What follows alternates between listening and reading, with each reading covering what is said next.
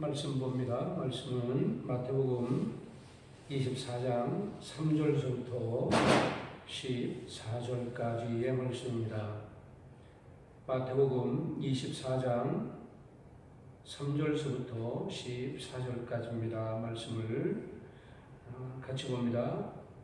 예수께서 감람산 위에 앉으셨을 때에 제자들이 종령에 와서 이르되 우리에게 이르소서 어느 때에 이런 일이 있겠사오며 또 주의 임하심과 세상 끝에는 무슨 징조가 있사오리까? 예수께서 대답하여 이르시되 너희가 사람의 미혹을 받지 않도록 주의하라. 많은 사람이 내 이름으로 와서 이르되 나는 그리스도라 하여 많은 사람을 미혹하리라.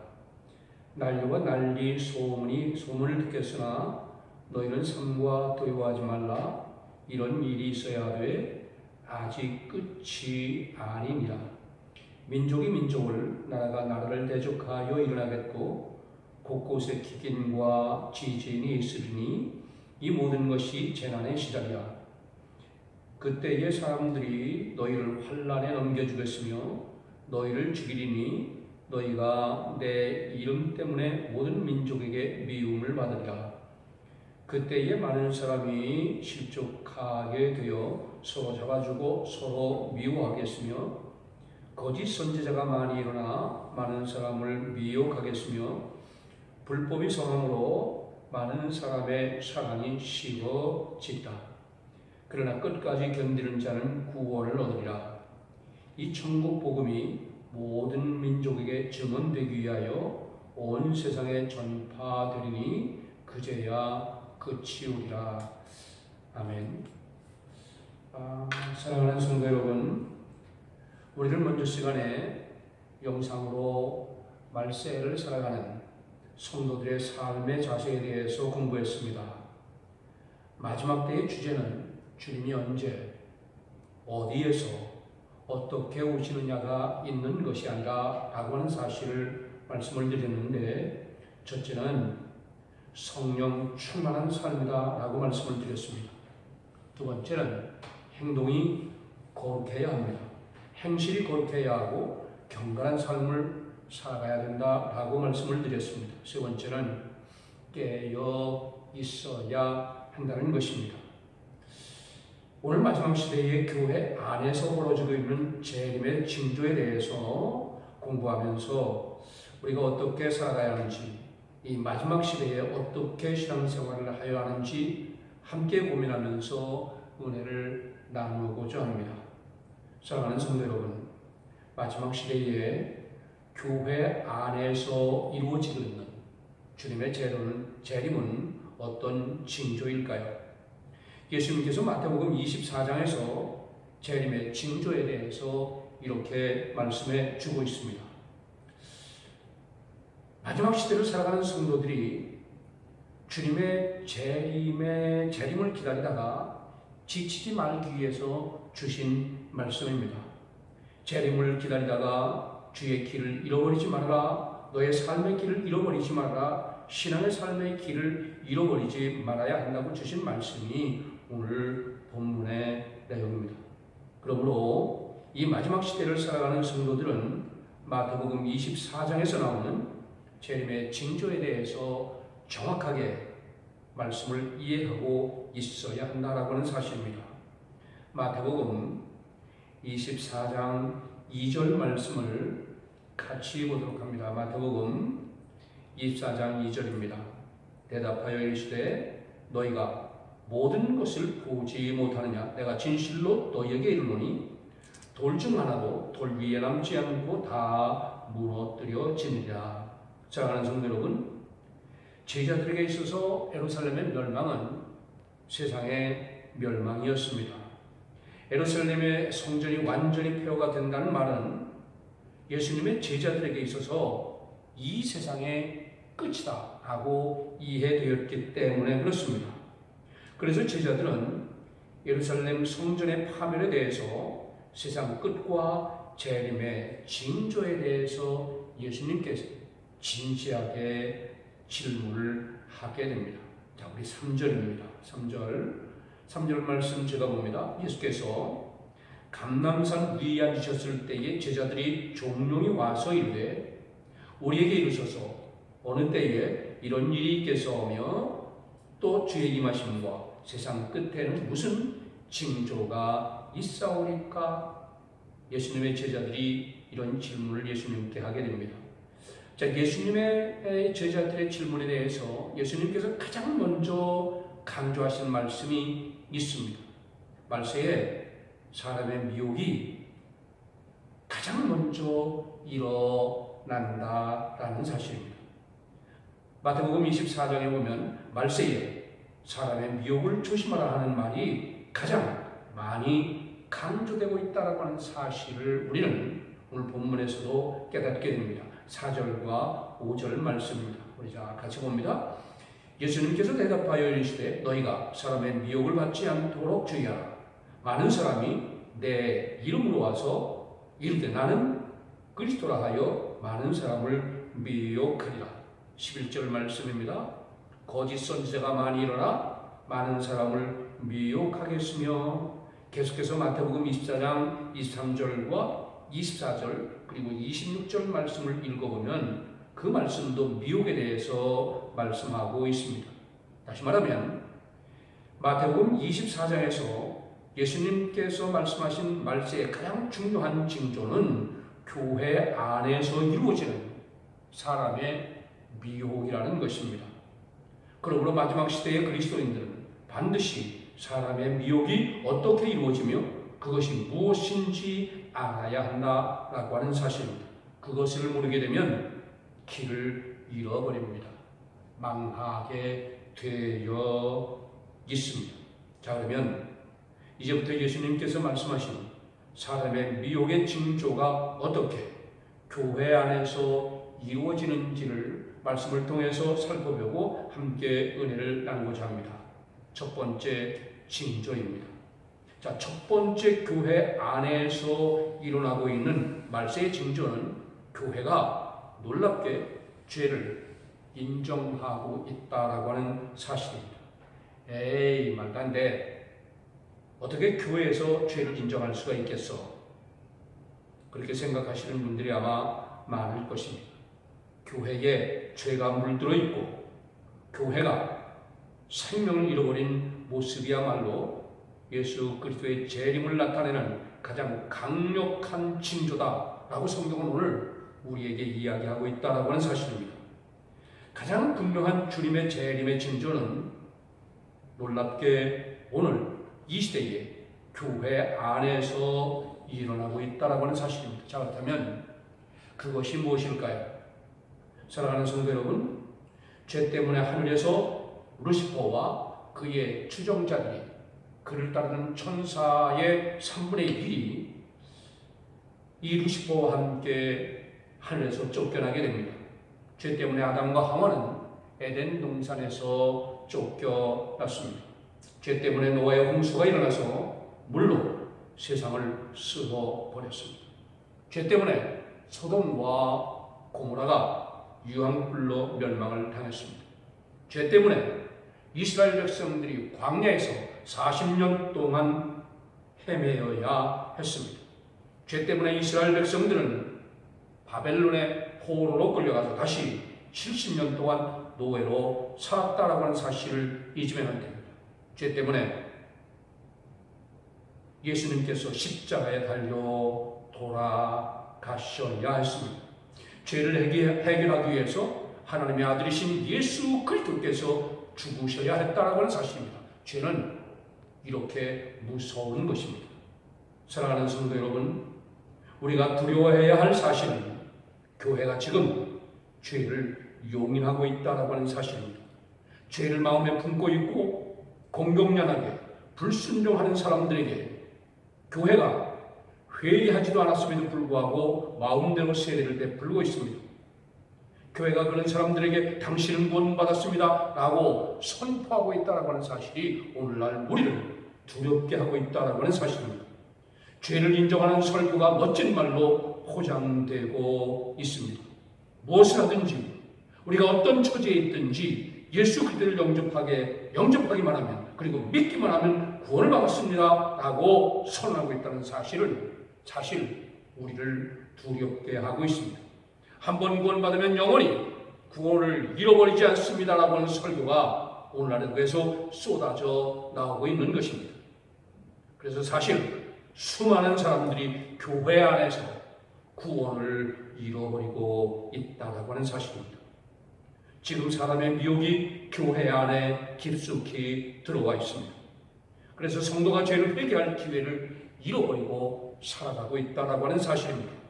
이것이 말세의 교회 안에서 이루어지고 있는 가장 큰 재림의 징조입니다. 예수님께서 마태복음 24장에서 강조하고 있는 징조는 전쟁이나 기근이나 홍수나 질병이 아니라 교회 안에서 일어나고 있는 미혹이다라고 하는 사실입니다. 사랑하는 성도 여러분, 성경이 가르치고 있는 분명한 진리는 좁은 문으로 들어가야 한다라고 하는 사실입니다. 그리고 좁은 문 뒤에는 반드시 좁은 길이 계속 이어지고 있다라고 하는 사실을 잊어버리면 안 됩니다. 그러나 오늘날 많은 교회들이 한번 구원의 문으로 들어가면 곧바로 천국의 열차를 타는 것처럼, 천국에 들어가는 것처럼 가르치고 있다라고 하는 사실입니다. 좁은 문 뒤에 좁은 길이 있다라고 하는 사실을 이야기하고 있지 않습니다. 강조하고 있지 않습니다. 그것이 성령의 열매고, 그것이 회개의 열매고, 그것이 빛의 자녀들의 열매인 것입니다. 열매를 맺기 위해서 우리가 좁은 길로 계속 걸어가야 한다라고 하는 사실을 강조하고 있지 않다는 것입니다. 우리가 하늘 진성문에 들어가는 그날까지 좁은 길을 걷지 않으면 천국에 들어가지 못한다라고 하는 설교가 들려오지 않습니다. 그래서 지금 이 시대는 넓은 길을 걸어도 구원받고 죄를 품고 있어도 구원받으며 하나님의 계명과 말씀에 순종하는 삶을 살아도 믿기만 하면 구원받는다라고 하는 식의 설교가 넘쳐나고 있는 것입니다. 불순종과 죄를 가볍게 여기는 것이 마치 십자가의 복음의 중심이고, 이런 복음이 멋있고 수준 높은 복음처럼 사람들에게 받아지고 있는 것입니다. 회개와 성령의 열매가 없는 성도들을 책망하지 않습니다. 성도들을 정결한 삶을 살지 않아도 예수 그리스도의 재림을 맞이할 수 있는 것처럼 그렇게 가르치는 것이 오늘날 많은 교회의 대세를 이루고 있습니다. 믿기만 하면 된다라고 하는 식으로 가르치고 있는 것입니다. 이것은 무서운 말입니다. 베드로후서 3장 10절부터 12절까지의 말씀입니다. 말씀을 봅니다. 그러나 주의 날이 도둑같이 오리니 그날에는 하늘이 큰 소리로 떠나가고 물질이 뜨거운 물에 풀어지고 땅과 그 중에 있는 모든 일이 드러나리로다. 이 모든 것이 이렇게 풀어지리니 너희가 어떤 사람이 되어야 마땅하냐. 거룩한 행실과 경건함으로 하나님의 날이 임하기를 바라보고 간절히 사모하라. 그날에 하늘이 물에 타서 풀어지고 물질이 뜨거운 물에 녹아지려니와. 아멘. 본문은 어떤 사람들이 주님의 재림의 날에 하나님을 맞이할 수 있는가에 대해서 설명해 주고 있습니다. 행실이 거룩해야 한다는 것입니다. 경건함으로 하나님의 날이 임하기를 간절히 바라보고 사모해야 한다라고 하는 사실입니다. 그래서 사도 요한은 요한일서 3장 3절에서 이렇게 말씀합니다. 요한일서 3장 3절 말씀입니다. 주를 향하여 소망을 가진 자마다 그의 깨끗하심과 같이 자기를 깨끗하게 하느니라. 사랑하는 성도 여러분, 천국을 소망하고 있습니까? 그러면 주님께서 깨끗하게 하신 것처럼 자기를 깨끗하게 해야 합니다. 두 번째 징조를 살펴보려고 합니다. 교회 안에서 일어나고 있는 두 번째 재림의 징조는 교회가 소돔의 죄를 받아들인다라고 하는 사실입니다. 놀라운 일은 오늘날 우리가 살고 있는 이 시대의 교회가 소돔의 죄를 받아들이고 있다라고 하는 사실입니다. 지금부터 약 한 20년 전에 뉴욕타임즈에 놀라운 그림 하나가 실렸습니다. 어떤 그림인가 하면 어떤 초등학생이 미술 시간에 자기의 가족의 그림을 그렸는데 성인 남자 둘 사이에 한 아이, 즉 자신이 서 있는 그림을 그렸던 것입니다. 이것이 뉴욕타임즈에서 그 그림을 특종으로 다뤘습니다. 남자 둘 사이의 어린아이 말입니다. 다시 말하면 남자 그 동성애 부부에게 입양된 그 아이가 그린 그 그림에 가족의 그림 때문에 미국 전체가 경악하게 됩니다. 20년 전만 해도 그런 그림은 사람들에게 충격을 주고도 있습니다. 자, 그런데 이제는 30만 명의 동성애자들이 대낮에 뉴욕 오변가에서 행진을 하고 있어도 사람들은 놀라지 않습니다. 워싱턴 DC 백악관 앞에서도 수십만 명의 동성애자들이 행진을 해도 사람들은 놀라지 않습니다. 샌프란시스코에서 그런 행진들이 매년 일어나고 있음에도 불구하고 사람들은 놀라지 않습니다. 경악하지 않습니다. 놀라운 것은 매년 그들이 모이는 규모가 점점 늘어나고 있다고 하는 사실입니다. 그들은 놀랍게 이렇게 말합니다. 하나님은 동성애자들을 사랑하신다라고 말입니다. 또 그들은 하나님은 동성애자입니다라고 하는 팻말을 들고 행진합니다. 미국에만 동성애자들이 400만 명에 이르고 있다라고 이야기합니다. 또 세계적으로 동성애자, 양성애자, 성전환자들 합해서 전부 4억 명에 달한다라고 한 말입니다. 4억 명 말입니다. 4억 명이면 세계 인구의 약 20분의 1이 넘는 놀라운 숫자입니다. 자, 이렇게 동성애자들이 많아지면서 놀랍게 국회의원들과 정치가들이 그들의 숫자가 많아지니까 그들의 눈치를 보기 시작합니다. 오래전에 그 소수의 특정한 사람들만 동성애를 했는데 이제는 영화인, 예술인, 대학교 교수, 지식인에 이르기까지 광범위하게 퍼져나가고 있습니다. 그 결과 미국과 유럽에서 동성애자들의 결혼이 법적으로 인정해 주기 시작했습니다. 심지어 자녀를 입양할 수 있는 길도 열어주었습니다. 자유와 평등이다라고 하는 논리를 앞세워서 동성애가 오늘날 현대식 트렌드가 되어 가고 있는 것입니다. 미국에는 동성애자들이 군대에 입대할 수 있는 법이 허용되고 있습니다. 그리고 전 세계적으로 대학마다 동성애 클럽이 생겨나고 있습니다. 이것은 한국도 마찬가지입니다. 동성애를 인정하지 않으면 오늘날 지식인 취급을 받지 못하는 그런 시대가 이미 되어버리고 만 것입니다. 물론 자유와 평등은 중요한 가치입니다. 그러나 이것은 하나님의 말씀과 계명 안에서 존중되어야 합니다. 성경은 성생활에 대해서 하나님께서 정하신 분명한 순리를 따르라 라고 말씀하고 있습니다. 로마서 1장 26절과 27절 말씀입니다. 이 때문에 하나님께서 그들을 부끄러운 욕심에 내버려 두셨으니 곧 그들의 여자들도 순리대로 쓸 것을 바꾸어 영리로 쓰며 그와 같이 남자들도 순리대로 여자 쓰기를 버리고 서로 향하여 음욕이 불릴 듯하며 남자가 남자와 더불어 부권리를 행하며 그들의 그릇됨에 상당한 보응을 그들 자신이 받았느니라. 사랑하는 성도 여러분, 무슨 뜻인지 아시겠죠? 여자가 여자에게 음욕을 품고 남자가 남자에게 음욕을 품는 것은 하나님께서 정하신 순리를 거스르는 것이다 라는 사실입니다. 하나님께서 에덴 동산에서 아담과 하와를 창조하시고 하와를 배필로 주심으로써 남자가 여자가 한 가정을 이루는 것이 순리로 하나님이 정하셨던 것입니다. 자, 놀라운 사실은 그 순리를 거스르는 개인이나 사회는 반드시 하나님의 보응과 심판을 받아왔다라고 하는 사실입니다.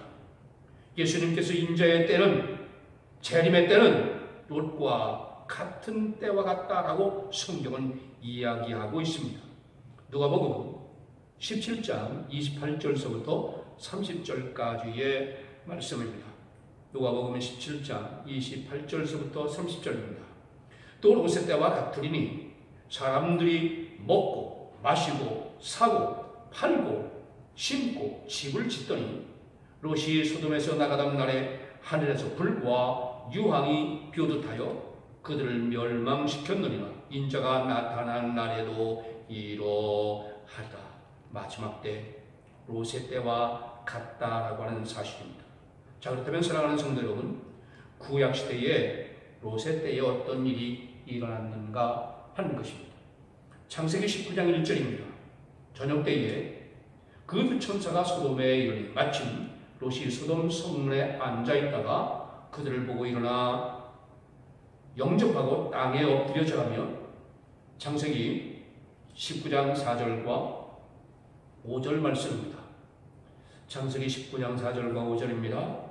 그들이 눕기 전에 그 성사람 고 소돔 백성들이 노소를 막느라고 원근에서 다 모여 그 집을 에워싸고 롯을 부르고 그에게 이르되 오늘 밤에 내게 온 사람들이 어디 있느냐 이끌어내라. 우리가 그들을 상관하리라. 사랑하는 성도 여러분, 여기서 상관하다라고 하는 말은 성관계를 의미합니다. 롯의 집에 와 있는 사람들을 이끌어내서 그들과 성관계를 맺겠다라는 사실, 이것이 소돔과 고모라가 유황불에 멸망할 수밖에 없었던 이유입니다.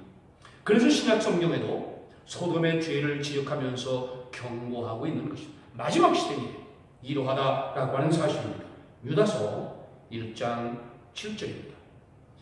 소돔과 고모라와 그 이웃 도시들도 그들과 같은 행동으로 음란하며 다른 육체를 따라가다가 영원한 불의 형벌을 받음으로 거울이 되었느니라. 여기서 다른 육체란 동성애를 의미합니다. 우리가 사는 21세기는 벌써 소돔과 고모라가 되어버렸습니다. 롯의 때와 같이 되어버렸습니다. 세상의 소돔과 고모라가 되자 교회 안까지 소돔의 죄가 깊이 밀려 들어오고 있는 것입니다. 이것이 예수님께서 이야기하고 있는 재림하신다라고 하는 또 하나의 징조다라는 사실입니다. 사랑하는 성도 여러분, 놀라지 마십시오. 미국의 대형 교단에서는 이미 오래전부터 동성애를 인정해 주고 있습니다. 심지어 보수 교단이라고 하는 그런 교회들까지 동성애자들에게 문을 열어주고 있습니다. 동성애자들에게 세례를 주고 그들에게 집사와 장로의 직분을 주고 있습니다. 뿐만 아니라 동성애자들을 성직자로 임명하는 교단까지 생겨나고 있습니다. 이것은 참 두려운 일입니다. 이 두려운 일이 2000년 전에 우리 주님께서 이미 말씀하신 대로 지금 우리 앞에 일어나고 있는 것입니다. 그런데 놀라운 사실은 그리스도인들이 아무렇지도 않은 듯 그들과 함께 기도하고 예배를 드리고 있다고 하는 사실입니다.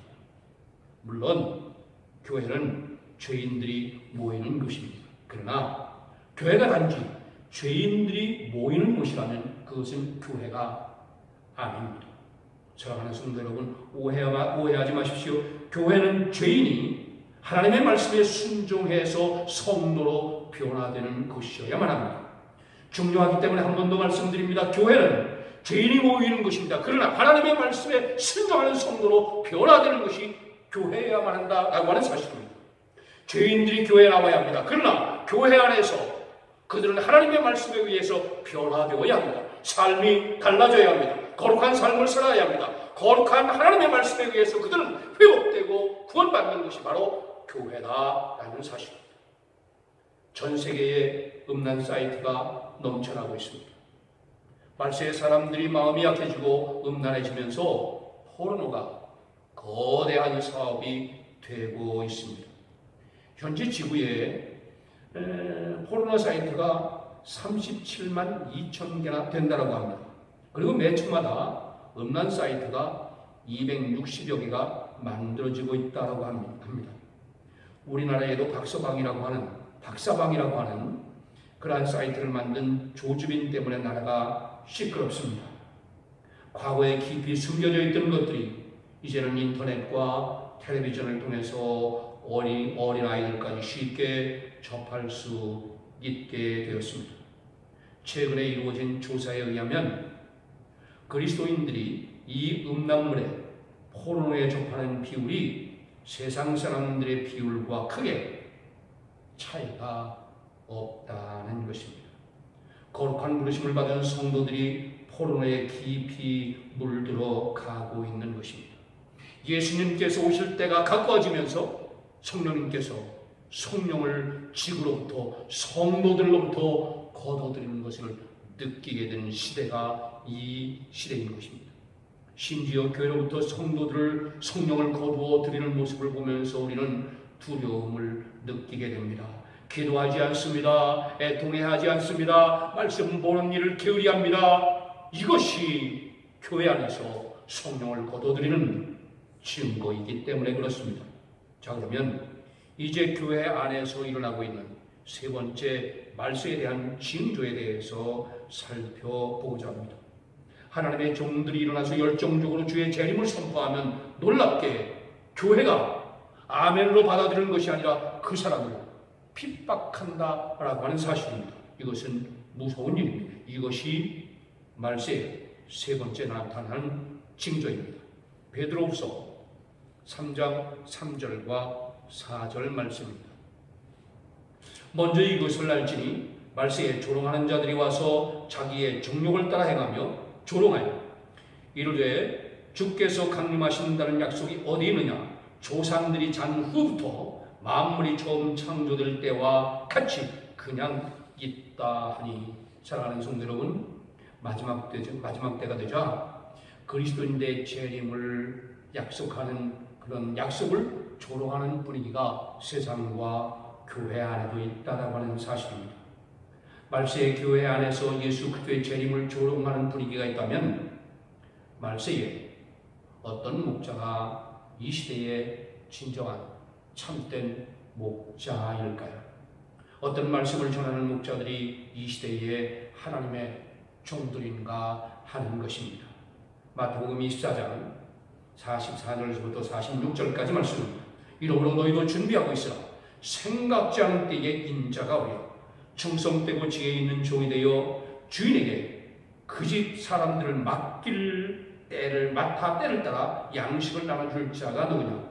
주인이 올 때 그 종이 이렇게 하는 것을 보면 그 종이 복이 있으리로다. 사랑하는 성도 여러분, 마지막 때에 어떤 사람이 누가 참된 목자라고 성경은 이야기하고 있습니까?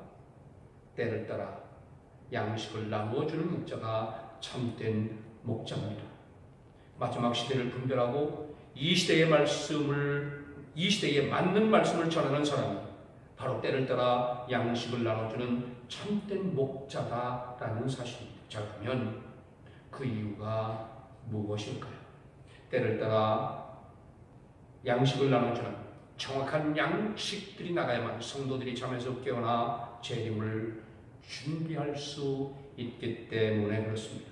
자, 그런데 이 장면에서 또 하나의 징조가 이루어지게 됩니다.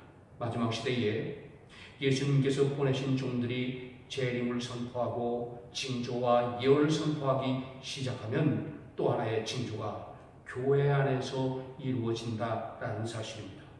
그것이 마태복음 24장 48절과 49절입니다.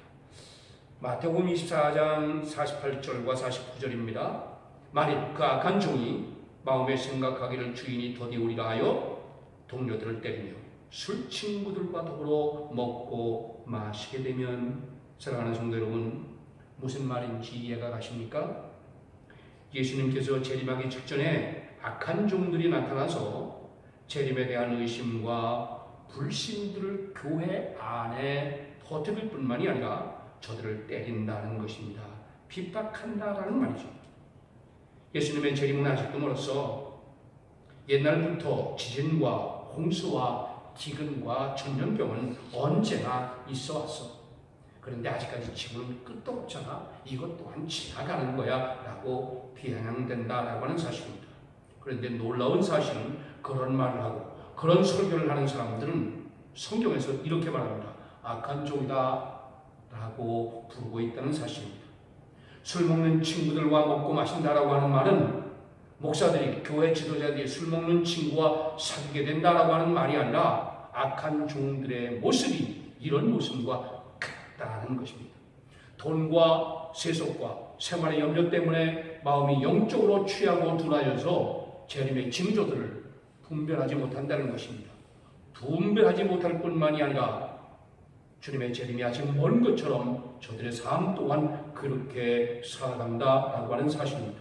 그래서 예수님께서는 이런 친구들에게 주님의 재림이 덫과 같이 임하게 될 것을 경고하신 것입니다. 누가복음 21장 34절 말씀을 우리 같이 보도록 합니다. 누가복음 21장 34절입니다. 그러므로 스스로 조심하라. 그렇지 않으면 방탕함과 술 취함과 생활의 염려로 마음이 둔하여지고 뜻밖의 그날이 덫과 같이 너에게 임하리라. 사랑하는 성도 여러분, 주의 재림이 마지막 시대의 교회의 모습을 어떻게 되는지, 주님의 재림이 이 마지막 시대에 교회에 어떻게 이루어지는지 그 모습을 살펴보면서 말씀을 마치도록 합니다. 교회가 세속화되어 가는 과정은 이렇습니다. 먼저 죄를 가볍게 여기는 마음이 교회 안에 살며시 들어온다는 것입니다. 죄를 가볍게 여기는 것이 멋있는 복음처럼 생각하는 마음들이 교회 안에 퍼지기 시작한다는 것입니다. 그 결과 구원에 대한 가르침과 복음이 변질되었습니다. 이것이 마지막 시대에 교회에서 일어난 큰 문제다, 재림의 징조다라는 사실입니다. 예수를 믿기만 하면 성령의 음성과 하나님의 말씀에 충성한 삶을 살지 않아도 구원받을 수 있는 것처럼 그렇게 가르친다는 그러한 교회 말입니다. 예수 믿기만 하면 구원받아. 어떻게 살든지 우리 인간은 죄인이잖아. 누구나 죄짓잖아. 그러나 예수만 믿으면 돼 라고 가르치는 것은 인기가 있는 것 같지만, 올바른 복음 같지만 그렇지 않다라고 성경은 우리에게 이야기하고 있습니다. 디모데전서 4장 1절입니다. 그러나 성령이 밝히 말씀하시기를 후일에 어떤 사람이 믿음에서 떠나 미혹하는 영과 귀신의 가르침을 따르리라 하였으니. 사랑하는 성도 여러분, 말세에는 미혹해 하는 영이 나타난다라고 말씀합니다. 귀신의 가르침을 많은 사람들이 따른다라고 하는 것입니다. 귀신이 나타나서 가르치는 것이 아니라 악령들이 인도하는 그런 교회와 그런 설교들이 진리라고 하는 이름으로 선포되고 또는 그런 설교들이 인기가 있다라는 사실입니다. 디모데전서 4장 1절입니다. 자기 양심이 화인 맞아서 외식함으로 거짓말하는 자들이라. 그렇습니다. 저들은 양심의 화인을 맞아서 거짓말을 해도 얼굴색이 하나도 변하지 않습니다. 무엇보다 두려운 사실은 말세에 교회가 바벨론이 되면서 무너질 것이다 라고 경고하고 있다라고 하는 사실입니다. 요한계시록 18장 2절 말씀입니다. 힘찬 음성으로 외쳐 이르되 무너졌도다 무너졌도다. 큰 성 바벨론이요 귀신의 처소와 각종 더러운 영이 모이는 것과 각종 더럽고 가증한 새들이 모이는 것이 되었도다. 사랑하는 성도 여러분, 사도들과 제자들은 반석 되신 예수 그리스도와 그분의 말씀 위에 가장 순결한 교회를 세웠습니다. 초대교회를 세웠습니다. 그러나 마지막 때가 되면 교회가 귀신의 처소가 됩니다. 각종 더러운 영들이 교회 안으로 몰려 들게 되고 교회가 바벨론화 된다는 것입니다. 세속화 된다라고 하는 것입니다. 이것은 정말 두려운 일입니다. 그러므로 예수님께서 재림하실 때가 되면 가까우면 가까울수록 교회는 점점 더 깊은 어둠 속으로 들어가게 될 것입니다. 그때 교회는 두 무리로 나뉘게 될 것입니다. 열 처녀가 신랑이 올 것을 기다리고 있습니다. 근데 이때는 두 무리로 나누게 된다는 것입니다. 지혜스러운 처녀와 미련한 처녀로 나누게 될 것입니다.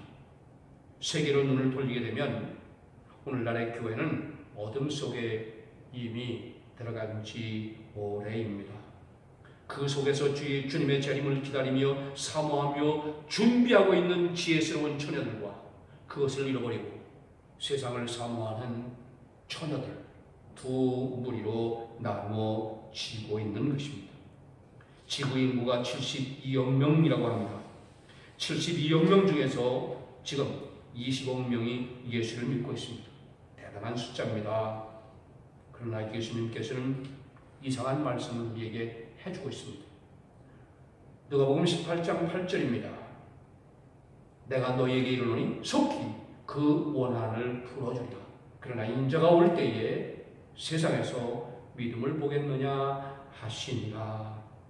사랑하는 성도 여러분, 예수님께서는 인자가 올 때 믿는 사람이 많을지라도 진짜 믿음을 가진 사람, 신실한 성도는 없을 것이다, 매우 적을 것이다 라고 이미 경고하고 있습니다. 때문에 지금 우리들은 매우 두려운 때를 살아가고 있습니다. 귀 있는 자는 성령이 하시는 말씀을 들어야 한다라고 하는 사실을 우리가 뼈저리게 느낄 수 있어야 합니다. 그리고 눈이 있는 자는 그리스도의 재림의 징조가 세상과 교회 안에서 어떻게 이루어지고 있는지를 살펴보아야 합니다. 정확하게 그것을 보기 위해서는 날마다 하나님의 말씀을 깊이 연구해야 합니다. 죄를 버리고 진심으로 회개하는 정결한 삶을 살아가야 합니다. 우리가 언제까지 돈 버는 일 때문에 하나님의 말씀을 뒤로 미뤄놔야 하겠습니까? 우리가 언제까지 주변의 어려운 사람들을 돌보지 않고 냉랭한 가슴으로 이 세상을 살아가야 하겠습니까? 사랑하는 성도 여러분, 지금은 그렇게 살 때가 아닙니다.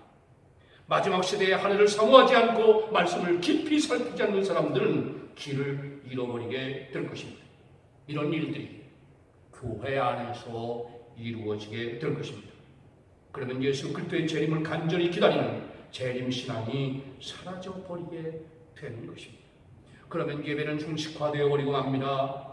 성도들의 신앙은 순결함과 정결함을 잃어버리게 될 것입니다. 무엇보다 두려운 사실은 말세가 되면서 교회가 바벨론이 되어 간다는 것입니다. 세속화되어 간다라고 하는 사실입니다. 요한계시록 22장 20절 말씀입니다. 이것들을 증언하신 이가 이르시되 내가 진실로 속히 오리라 하시거늘 아멘. 주 예수여 오시옵소서. 사랑하는 성도 여러분, 이것이 이 고백이 신랑과 신부의 마음입니다. 예수님의 마음입니다. 아멘. 주 예수여 어서 오시옵소서 라고 하는 말이 신부의 마음, 그리스도의 마음이 되어야 합니다. 날마다 이런 기도를 드리는 성도를 주님은 기뻐하실 것입니다. 이런 성도가 되기 위해서 우리 최선을 다하는 우리의 행실을 거룩하고 그리고 주님의 나를 사모하고 경건한 삶을 살아가고 말미암아 주님 오실 때 내로다 나다 천군 천사들의 나팔 소리가 울려 퍼질 때 주 예수여 어서 오시옵소서라고 기쁘게 주님을 맞이할 수 있는 사랑하는 성도님들이 되시기를 주님의 이름으로 축원합니다. 기도합니다. 아멘. 주 예수여 어서 오시옵소서. 저희가 주님을 기다리고 있습니다. 주님, 저희들에게 날마다 새로운 영을 창조하게 하시고 주님의 말씀이 저희 심령 속에 저희 생애의 최고의 권위와 명예가 되게 하여 주시옵소서. 저희가 그리스도라고 하는 이름을 가지고 살아가는 것이 주님께 영광이 될 수 있도록 저희들의 삶을 변화시켜 주시옵소서. 바라옵나니 이 세상을 살아가지 않게 하시고 거룩하고 깨끗한 것을 사모하는 성도들이 될 수 있도록 하나님의 자녀들이 될 수 있도록 저희들을 변화시켜 주시옵소서. 성령 충만케 하여 주시옵소서. 가난하고 힘들게 살아가는 영혼들의 친구가 되게 하시고 겸손과 온유와 친절의 정신을 저희가 가질 수 있도록 저희들에게 은혜를 내리고 주시옵소서. 세상을 살아가는 유일한 목적이 하나님께 영광을 돌리는 것이 될 수 있도록 성령 충만케 하여 주시옵소서. 다시 오실 예수 그리스도의 이름으로 기도드리옵나이다. 아멘.